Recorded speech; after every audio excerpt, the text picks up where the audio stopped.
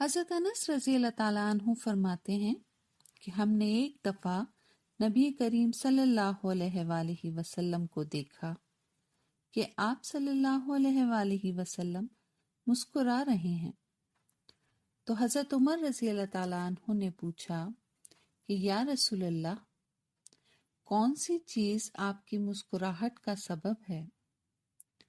آپ نے فرمایا کہ میرے 2 امتی اللہ کے سامنے گھٹنے ٹیک کر کھڑے ہو گئے ہیں۔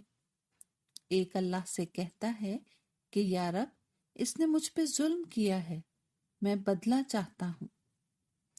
اللہ تعالیٰ اس ظالم سے فرماتے ہیں کہ اپنے ظلم کا بدلہ ادا کر دو۔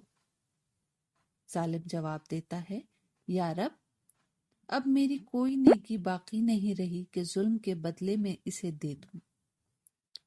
تو وہ مظلوم کہتا ہے کہ اے اللہ، میرے گناہوں کا بوجھ اس پر لاد دے۔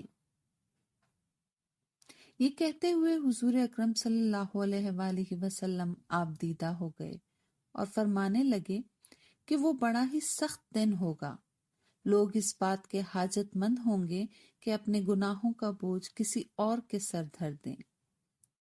اب اللہ تعالیٰ طالب انتقام سے فرمائے گا کہ نظر اٹھا کر جنت کی طرف دیکھ۔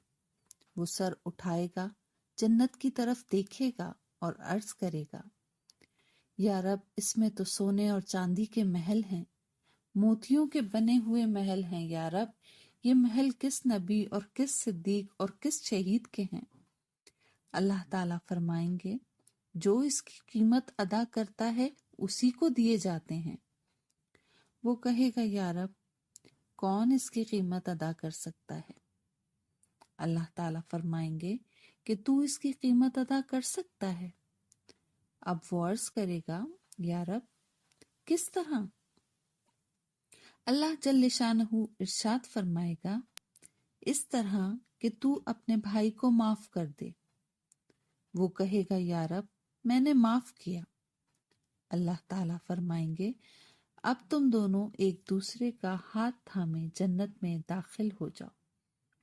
اس کے بعد آپ نے فرمایا کہ اللہ سے ڈرو، آپس میں صلح قائم رکھو، کیونکہ قیامت کے روز اللہ تعالیٰ بھی مومنین کے درمیان آپس میں صلح کرانے والا ہے۔